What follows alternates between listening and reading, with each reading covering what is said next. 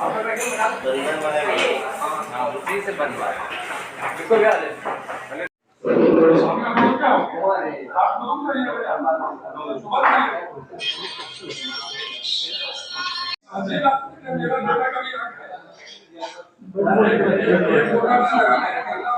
का स्पेशलिस्ट हूँ। मैंने अपना ट्रेनिंग केरला में किया और उसके बाद बाकी 7 साल ट्रेनिंग यूएस में करके हम इंडिया वापस लौटे।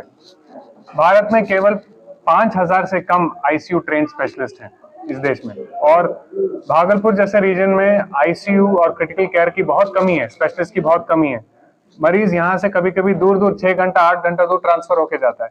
यदि hope hospital multi speciality hospital के द्वारा यहाँ पर high quality critical care, high quality medical treatment मिले तो इस एरिया को बहुत ही इंपॉर्टेंट सपोर्ट मिलेगा।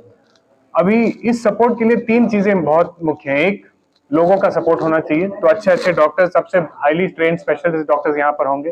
प्रोसेस वर्ल्ड क्लास होना चाहिए, विश्व स्तरीय प्रोसेस होना चाहिए। और लास्ट, आधुनिक टेक्नोलॉजी का सपोर्ट होना चाहिए। तो हमारे government Ayushman Bharat digital mission भी इसी प्लान से इसको डिजाइन किए कि ये सब मेडिकल केयर और टेक्नोलॉजी पूरे देश में पहुंचना चाहिए। उसका एग्जाम्पल द होप हॉस्पिटल में आपको मिलेगा।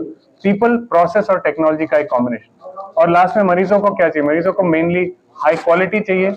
मेट्रो में जो उनको ट्रीटमेंट मिल रहा है वो यहीं मिलना चाहिए, ये उनका अधिकार है और ये उन्हें मिलना चाहिए। साथ में उनको ट्रांसपेरेंट केयर मिलना चाहिए कि उनको जो ट्रीटमेंट मिल रहा है उसका पूरा इंफॉर्मेशन उनको अपने फोन पे मिलना चाहिए कि ये ट्रीटमेंट मुझे मिला, करेक्ट टाइम पे मिला, करेक्ट स्पेशलिस्ट से मिला। और इस ट्रीटमेंट का जो उनको रिजल्ट मिलेगा उस पर उनको विश्वास होना चाहिए। तो ट्रस्ट, ट्रांसपेरेंसी और क्वालिटी, मरीज को और कुछ नहीं चाहिए। तो ये सब द होप हॉस्पिटल में मिलना चाहिए और हम इतने खुश हैं ऐसे हॉस्पिटल को सपोर्ट करके कि यहाँ के रीजन के मरीजों को, यहाँ के रीजन के डॉक्टर्स को हम हेल्प कर पाएंगे और इस टेक्नोलॉजी के साथ उनको सपोर्ट कर पाएंगे कि भागलपुर रीजन में सबसे हाई क्वालिटी केयर यहाँ मिले, the hope hospital. Thank you. Doctor Dilip Raman, pulmonology critical care specialist. भाइयों का हार्दिक अभिनंदन करता हूं द होप हॉस्पिटल भागलपुर की ओर से। आज जो ये प्रेस कॉन्फ्रेंस है, इसका प्रमुख कारण ये है कि मैं इस भागलपुर में यानी कि द होप हॉस्पिटल के जरिए आप सभी भागलपुर वासियों एवं बिहार के सभी लोगों के लिए हम एक बहुत बड़ी हॉस्पिटल का आयोजन किए हैं, निर्माण कर रहे हैं, जिसमें कि सारी न्यू टेक्नोलॉजी के अकॉर्डिंग ही पेशेंट का ट्रीटमेंट होगा इस रीजन से। और हमने देखा है कि जो समस्याएं हैं, नई टेक्नोलॉजी अभी तक हमारे बिहार में है नहीं। अब ये मैं नहीं कहता हूं कि बिल्कुल ही नहीं है, इसका मतलब ये है कि लोग आज भी परेशान हैं। हम जिस क्षेत्र में रहते हैं, यहाँ हेल्थ की व्यवस्था को लेकर हमने अपने हॉस्पिटल में स्मार्ट आईसीयू का जो है एक प्रावधान रखा है, जिसमें कि अब आप लोग कहिएगा कि स्मार्ट आईसीयू है क्या। ठीक है, तो स्मार्ट आईसीयू के बारे में पूरी जानकारी हम जिस कंपनी से टाइप किए हैं, उस कंपनी का नाम है क्लाउड फिजिशियन। उनके चेयरमैन है डॉक्टर दिलीप। वो आपको बताएंगे कि स्मार्ट आईसीयू क्या है, वो कैसे आप लोगों के लिए फायदेमंद है। जी सर, मेरा नाम मनीष कुमार खरगा हुआ और मैं द होप हॉस्पिटल का चेयरमैन। सर मैं बताता हूँ यहाँ क्या होता है।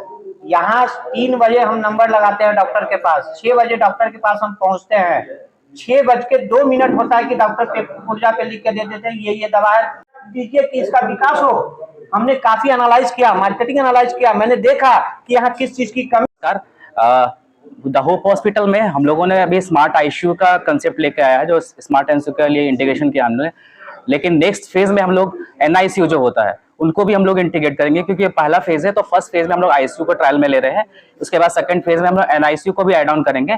आपने पूछा फैसिलिटी क्या होगी, फैसिलिटी हमारा न्यूरो का सर्जरी हमारा होगा, कार्डियो का भी हम लोग कर रहे हैं, किडनी ट्रांसप्लांट का भी हमारा प्रोसेस में है, वो हम लोग फर्दर आपको नोटिस करवाएंगे कि आने वाले दिन में।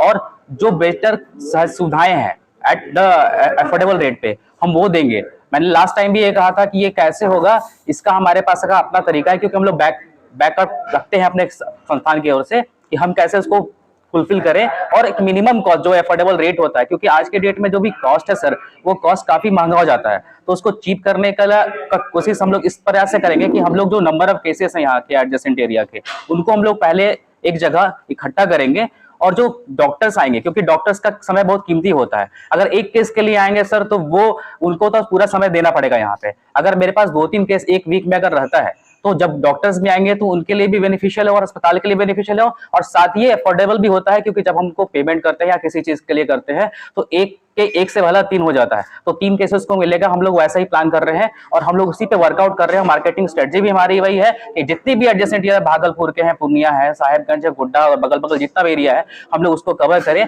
साथ ही हमारे साथ एक डॉक्टर और है सर, डॉक्टर संतोष कुमार, जो ऑन्कोलॉजिस्ट है, पेडियाट्रिक्स ऑन्कोलॉजिस्ट, हेमेटोलॉजिस्ट है, वो भी यहाँ पे थैलेसीमिया का ट्रीटमेंट करेंगे।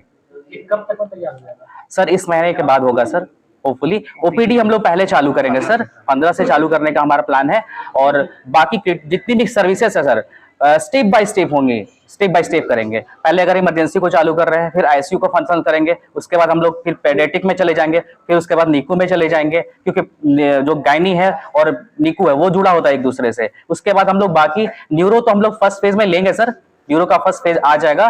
फिर ऑर्थोपेडिक के सर्जन हमारे जो हैं वो पटना से आएंगे, और बाकी कार्डियो के हम लोग अभी सीएमसी वेलोर वगैरह से हमारा कांटेक्ट चल रहा है, उनका फाइनलाइज हो जाएगा एग्रीमेंट, तो उनको भी लेके आएंगे वीक। अच्छा ठीक है। और ये सोच मैं कब संभव कर पाया, जब मिस्टर भारती जी हमको सपोर्ट किए, क्योंकि इनकी प्रॉपर्टी थी।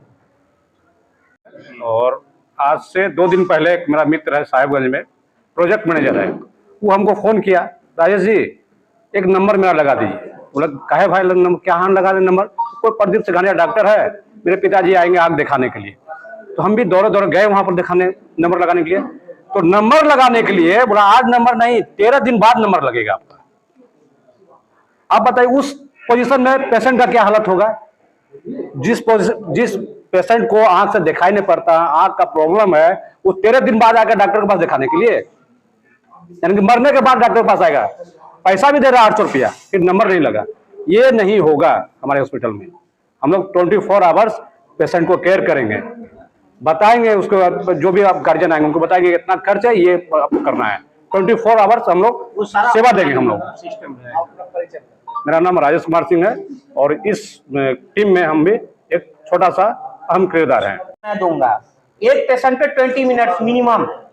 यदि हम डॉक्टर्स ला रहे हैं, ठीक है, तो पेशेंट को अच्छी तरह केयर होगी। दूसरी बात,